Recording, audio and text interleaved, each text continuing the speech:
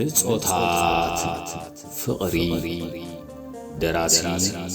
አልጌና ወልደ ማርያም ተረኽቲ ሙሴ ግርማጽዮንን ራሄል ዕቁባይን አዋሃድ ድምፂ ዮናስ መኮንን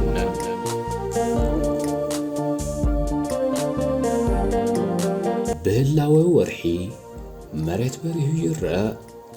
ካብ አመና ድምቀትታ ወርሒ እተአጋ ጊዜ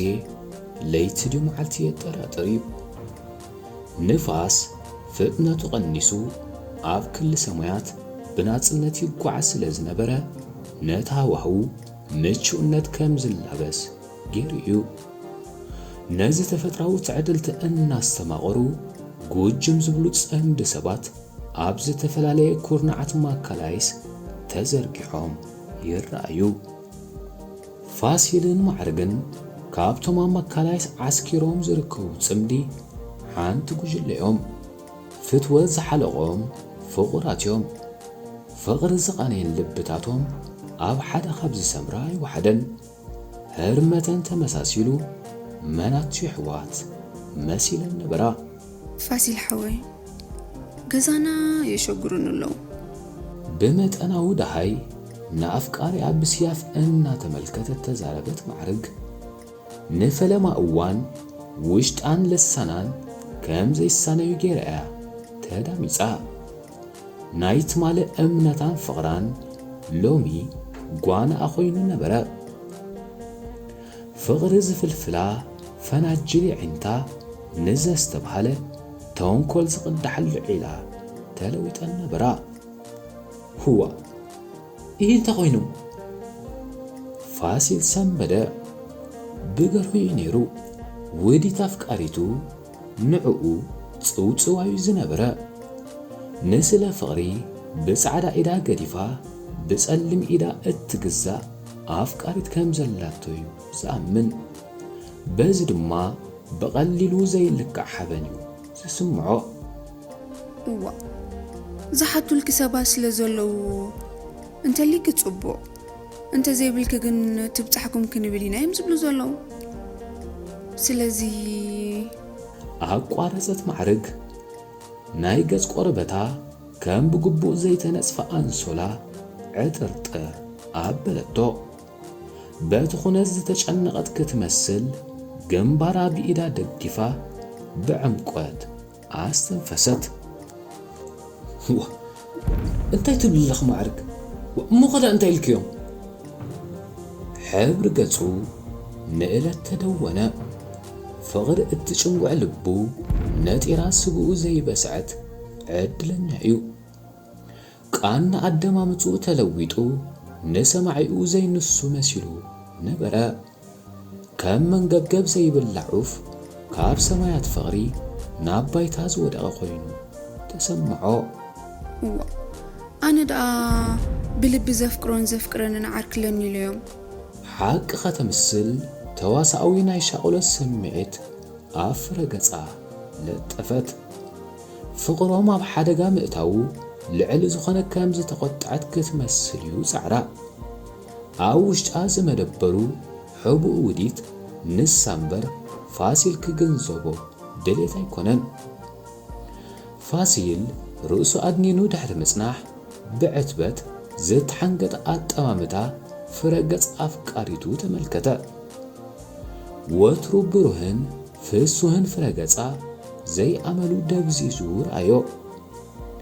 ዘይርጉእ መንፈስ ኣብ ውሽጣ ተዓቂቡ መንባሩ ዘአንፈት ኣተናፍስኣ መመሊሱ ኣጨነቆ እሞኽ እንታይ ሎምኺ የዒንቱ ከይኣለየ ብርቡፅ መንፈስ ሓተታ ኣብ ህይወት ንዕላማታትካ ዕላማ ዝገብር ፈተነ ከም ዘሎ ይፈልጥ እዩ ፈተነ እንተ ዘይበዲህካዮ ክእለየልካ ዘሎ ትኽእሎ እውን ይርድኦ እዩ ብስድራ ኣፍቃሪቱ ዝፍተን ዘሎ ፍቕሮም ተበዲሁ ከይሰዓር ፍርህ ሓደሮ ንቁም ነገር ይደለይክ እንተኾይኑ ኣብ ውሽጢ ሓፂር ግዜ ሽማግለታት ይስደድ እንተዘይ ኮይኑ ንሕና ነዞም ዝሓቱልኩ ዘለዉ ስድራ ክንበኪና ይብሉ ኣለዉ እሶም ዳ በለት ስምዒታታን ከዓለት ኮነ ኢላ ዝኣለመቶ وديتيو ፋሲል አፍቃሪያ ሽማግለታትና ቤታ ክሰድድ ከም ዘይክእል ርግፀኛ ኣብ ዝሓፀረ እዋን መስኡ ክትፈላለ ደሌት ሕዲራ ነበረት هو محرقي ስም አፍቃሪቱ ጠቀሰ ፋሲል ናብርኡ ከም ከብዲ ኢድዩ ዝፈልጦ እቲ ሓምሊ ወዲ ሓምሊ እናሸቀጠ ዝዓበየቶ ወላዲቱ ከተመርዕዎ ዓቕሚ ከም ዘይብላ ይርድኦ እዩ ታሪኽ ገዛና ሓንቲ ኺሓብኣጉ ኩሉ ዘርዚር ዓይለክ መነባብሮና ዳርጋ ካብ ኢድና ናብ ኣፍና ከም ዝኾነ ትፈልጢ ኢኺ ሰራሕተኛ እንተዝኸውን እውን ድሓን ነይሩ እንተኾነ ግን ኣነ እቶ ዘይብለይ ተምሃራይ ምስ ገዛኹም ዝብልዎ ዘለዉ ከመይ ኣቢለ ክሰማማዕ ክእል ስለዚ ማዕርገይ ፋሲል ከተወድኦ ይመረፀትን ኣፍቃሪኣ ዘቕርቦ ዘሎ ምኽንያት ብዓይነቲ ክልቲኦም ዝፈልጥዎ ክውንነት ቅኑዕ መንባሩ ኣይሰሓተተትን ሕጂ ግን መገዲ ቅንዕና ዘይመባልዕታ ኮይኑ እዩ ፋሲል ዘረባን ተቐፂሉ ብኩሉ መዳያቱ ጽቡቕ ከም ዘይኮነ ኣጥዕያ ትፈልጥ እያ ምናልባት እውን ጉድለታታ ከም ልጅ ክኹላዕ ተኽእለሎ ስለዚ ኸኣ መታን ከይትምዝመዝ ንሱ ጥራይ ክትገብር ነበራ ኣቦይ ኣመና ሓያል እዩ ኣሽንኳይ በዛዓቢ ጉዳይ ብኣተ ኸወፅኽ ዝገብረኒ በዓል እየ ዝፈልጦ ስለዚ እንተኽኢልካ ሽማግለታት ለኣኽ እንተዘይኮይኑ ግን በተቆያቂቃና ከተድምጽ ድሕር ምጽናሕ ሃንደበት ኣቋረጸት ክትቅጽል እውን ድላይ ነበረን ዳርጋ ውድኡ ዝረበያ ተዛሪባ ኣትማዕርግ ሓፍተይ ዘይትርድእኒ ግን ምንታይ ምሕጽንትኡ በተመሻኸነ ደሃይ ወንጨፈ ኣብ ባህል ኣፍቃሪቱ ነፈላለ ዘስምዕ መንባሩ ስለዝተገንዘበ ኣብ ኣዝዩ ከቢድ ወጥሪ ተላሒጉ ነበረ ኣትማዕርገይ እታ ናብራ ኢዳ ጠፊኣትኪ ምስ ዘለና ደረጃ ናብራ መርዓ ክገብር ኢልክ ተሓስቢ እንድሕር ናይ ግድን ትብል ኾንከ ኸኣ በቃ ወላ ሕፀ ንግበር እታ ዝምናያ ማዕርግ ኣብ ዝኾነ እዋን ክኸስራ ኣይደለን እዩ ፋሲል ገዛናኮ ድሕሪ 3 ወርሒ ምስ ኤስሮም ሓወይ ሕቢሮም ከመርዑና ይድለዮም ስለዚ ገዛና ነዚ ናይ ሕፀ ጉዳይ ክቕበልዎ ይክእሉን እዮም ንኣፍቃሪኣ ተስፋ ክትህብ ዘይሓለነት ማዕርግ ተቐላጢፋ ተቓውማ ስምዐት ብልበየ ዘፍቅሮ ከምኡ ስለ ዝኾነ ድማ ክጽበየ የብል እዮም ማዕርገይ ኣነ ኻባኻ ክፍለ ይደልን እዩ ተደፋነቐ ፋሲል ድኽነት ምዕባይ ሓዊኡ እንተተባህለ ምግናን ኣይኮነን ካብ ዝፍጠር ከም ማስቲካ ምስለ ገቦ ክሳብ ሎሚ ምፍላይ ሓንጊድ እዩ እውይ ፋሲለይ በጃኻ ተረድኣኒ ንስኻ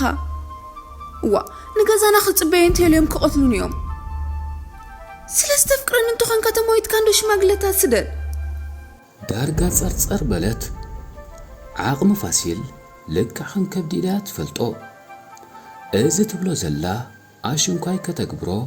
ብጥቓ ኣፍ ደገ ገዝኡ እውን ከም ዘይሓልፍ ስለ ዘይሰሓተት ብውሽጣ እፎይታ ተሰሚዕዋ ነበረ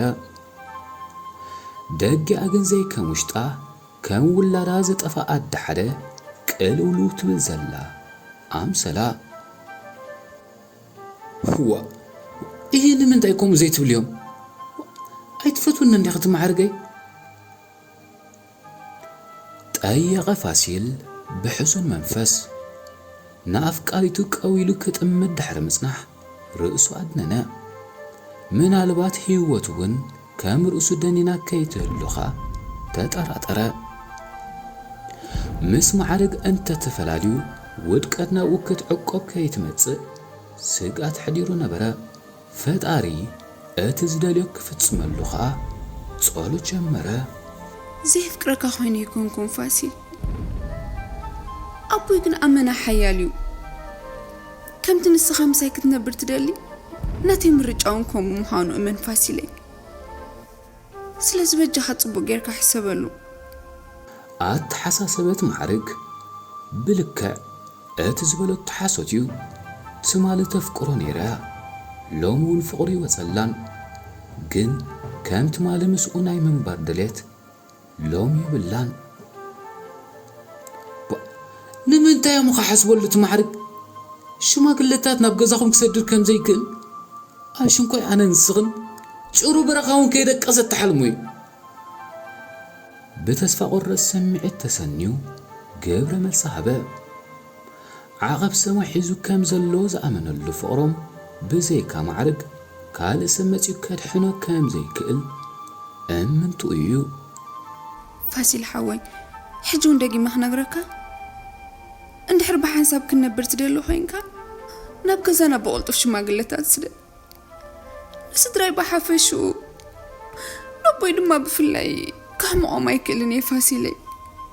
بجو حتردان فاسيلي معرق تدفانقات ناي مدفنا منفس كم يعبيلو كام زمصا نعاو ناي تردان فك قلب مغفا كدفنا عقم كلوون زي كلا يكونن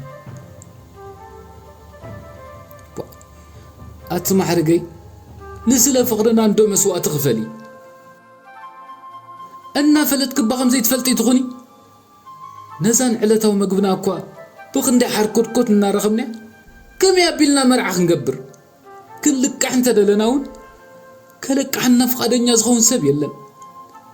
تمهرايا معرقي تمهرت ودي مستمرك يخون لنا مرع سلازم متان كساب شعب فقر تقاري نخن تصنح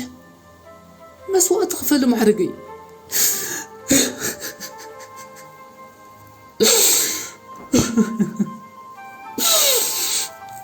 نبعت سعرو كيكلا خلو سلازي كالا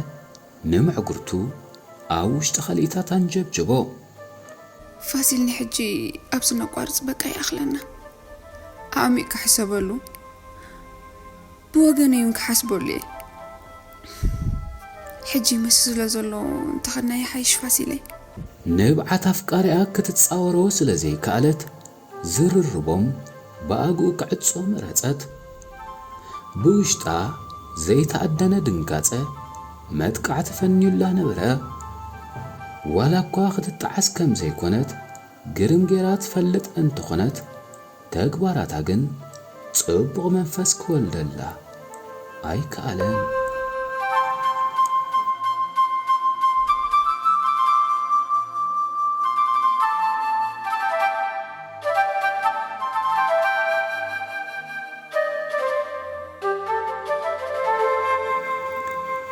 ودباويت كتما مصواع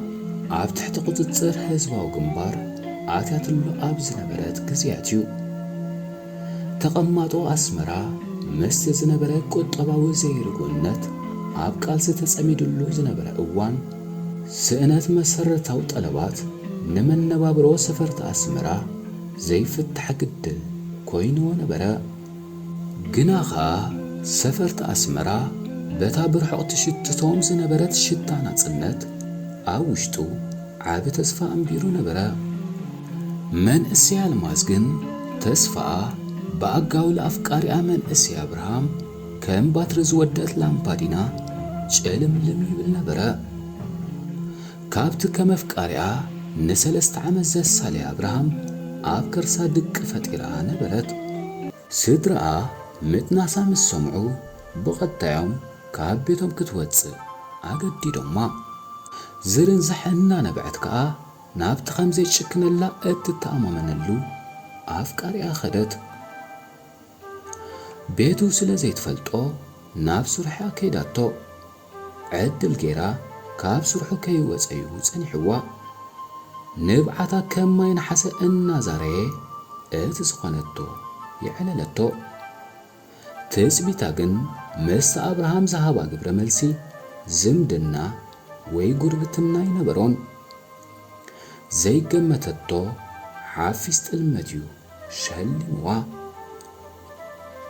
بزيك عسرابر حاجز كبر كتلا كام زي كألنا جيريو كاب كدميو كترحاق بزي نحسي حبيروا تحزون تشبطون تفيقوا مريت بأوياتا بكلتا مغلبتا ከም ዕብት ከዓ ኣብ ኣፋ ዝጸንሐ ጽርፊ ወርወረትሉ። ኣብርሃም ግን ዕጥጥ ከይበሎ ገዲፍዋ ተዓዝረ። ዓለም ከም ዕንቂ ዝጸበበት ኣልማዝ እግራ ናብ ዝመርሓ እናሰጎመት ስለ ዝመሰያ ኣብ ቤተ ክርስቲያን እንዳጋብር ገጀረት ክትሓድር ወሰነት። ኣብኡ ዝጸንሕዋ ለማኖ ዝሃብዋ ዝተበጃጀገ ኮቦርታ ተኸዲና ድማ ክድቅስ ፈተነት። ድቃስ ግን ወይከ ሓንሳብ ምስ ኣብርሃም ሓንሳብ ምስ ስድራ እናተራገመት ምስ ብኽያት ተማሕፀወት። ሰላም ከየበለትያ ፀሓይ ተቐልቂላ የዒንታ ብንብዓትን ስእነት ድቃስን ሕብሪ ደም ተቐቢአን ተረእያ። ነታ ዝተዋህበታ ልዕሊ 10 ቀዳዳ ዝነበራ ኣረጊት ኮቦርታ ናብ ዋናኣ መሊሳ ጉዕዞኣ ክትቅጽል ወሰነት። መዕገት ዝተሳእኖ ፈልፋል ንብዓታ ናብ ምዕጉርታ እናተወርወረ ካብ ቤተ ክርስቲያን እንዳጋብር ገጀረት ክትወፅእ ሰጎመት። ከስተባህለትለን ዝጸንሐት ሓንቲ ምእመናን ሰበይቲ ኣጋጣሚ ህሩግ በልኣ። እተን ሰበይቲ ኩነታት ኣልማዝ ተዓዚበን ኣመና ሰንበዳ። ኩነታት ኣልማዝ ብጥራሽ ናይ ድሓን ዘይምዃኑ ብኡ ንብኡ ተረዳእ። ካብ ገጻ ገለ ከም ብብኦ ዝደልያ ስምዒ ስለ ዝነበረን ቀዊለን ጠመትኣ። ከይዶንግያ ኸኣ ሰላምታ ለገሳላ። ድሕሪ ሰላምታ ጸገማ እንታይ ምዃኑ ብቐጥታ ጠየቓ። ኣልማዝ ግን መታን ክኸዳላ ዛንታኣ ነዊሕ ምዃኑ ገለጸትለን። እተን ሰበይቲ ግን ክለቃይ መረፃን ቤተን ርሑቕ ከም ዘይኮነ ብምንጋር መስአን ክትከይድ ለመንኣ። ኣብ ፈለማ ኣልማዝ ምስምስ ከተቕርብ ተሰምዐት። ንልመናተን ለዋህ ሰበይቲ ግን ከተበርዕኖ ይከኣለትን። ምስ ሓሳበን ተሰማሚዐ ኸኣ ናብ ቤተን ነቐለት። እግራ ናብ ዝመርሓ ክትከይድ እዩ ነይሩ መደባ። ነተን ካብ መደባ ዝዓንቀጻ ሰበይቲ ንምንታይ ክትስዕበን ከም ዝመረጸት ንዓኣ እውን ኣይተረድኣን። ካብ ገጸን ለውሃ ዘንበበ ስለ ዝመሰላ ነታ ለውሃ ተነፊግዋ ኣብ ሓደጋ ዝነበረት ህይወታ ብመጠኑ ሓጎስ ዝኽሽን ኣጋጣሚ ክኸውን ከም ዝኽእል ኣመተት። ድሕሪ ናይ 5 ደቂቕ ጉዕዞ እተን ሰበይቲ ናብ ሓደ ምዕሩግ ቪላአን መሪሕን ኣእትየን። ዝወረዳ ዛሕሊ መታን ከየቑርራ ነጸላ ኣደርቤን ናተን ነጸላ ሃብኣ። ሸፈትፈት ብምባል ከኣ ቁርሲ ኣዳልየን እውን ኣቑረስኣ። ብድሕሪኡ ኸኣ ሙሉእ ታሪኽ ህይወታን ዝጎነፋ ጸገምን ዘርዚራ ዕለለተን ኣልማዝ። እተን ለዋህ ሰበይቲ በቲ ዝሰምዖ ዘሕዝን ዛንታ ኣመና ጓህያ። በቲ ዝወረዳ ጸገም ኢዳ ከይትህብ ድማ ኣትሪረ ምኽርኣ። ጸኒሕነተን ለዋህ ኣደ መጻኢ መደብ ኣልማዝ እንታይ ምዃን እየን ኣቕሪበን ሓቲተንኣ። ኣልማዝ ግና ፍቕሪ በጊልዋ ኣብ ዘይውዳቕ ዝዓለበት ጓል 17 ዓመት ጎርዞ ዳ እምበር ብዛዕባ መጻኢ መደባ ውዱእ መልሲ ክትህብ እትኽእል ኣኽልቲ ሰብኣይ ነበረትን። ዋላ እውን ሓንቲ ቓል ክትምልስ እውን ኣይከኣለትን። ኣብ ንብዓት ሓይላ ኪኖ ምንባዕ ዝህሉ መጻኢ ብልሳና ዝኾነ መግለፂ ክትህበሉ ዓቕሚ ነበራን። ድሕሪ ብዙሕ ምንኽናኽ እግራ ናብ ዘምርሓ ክትከይድ ከም ዝረኸብኣ ኸኣ ሓበረተን። እግራ ናበይ መሪሑ ከም ዝወስዳ ንዓኣ ጽምጽዋ እዩ። ካብ ማይ ተመናይ ወፂኣ ዘይትፈልጥ ገርህ ጓል ገዛያ ክትከዶ እትሓስቦ ንምንባር ዘጣጥሕ ቦታ ኣይትፈልጥንያ። ኣብ ኢዳ ዝጥቀስ ብዝሒ ገንዘብ የብላን። ዕድላ ከም ሓሞት ስለ ዝመረራ ጥራያ ካብ ቤታ ወፂያ። እተን ሰበይቲ ኩነታታ ኣስተብሂለን ብልቢ ድንገጻላ። ክሳብ እትሓርስ ኣብ ቤተን ክትዕቆብ ከም እትኽእል እውን ሓበርኣ። ነቲ ሰብ ዘይብሉ ሰፊሕ ካንሸሎአንን ንዕአንን ጨና ክትኮነን ድሌተን እዩ። ኣብቲ ሰፊሕ ቤት ብዘይከአን ካልእ ዝነብር ፍጡር ኣይነበረን። ፈውሲ ጽምዋን ክትከውን ድማ ንኣልማዝ ሓረያ ዝጥቀስ ኣማራፂ ዘይነበረ ኣልማዝ ኣብ ሓሳብተን ለዋህ ሰበይቲ ብዘይወላቕ ዘላ ራዕመት በቲ ዝገበራላ ሓገዝ ካብ ልባ ዝምንጩ ዓብ ምስጋና እናነብዐት ለገሰትለን። እተን ለዋህ ሰበይቲ ግና ኣብ ሕቕፈን እትየን ኣብ በዳኣን ኣጸናንዓኣን ካብ ኣዲኣ ወላዲታ ዘይረኸበቶም ምጽንናዕ ካብ ጓና ኣየ ዓለም ቅልብጥሽ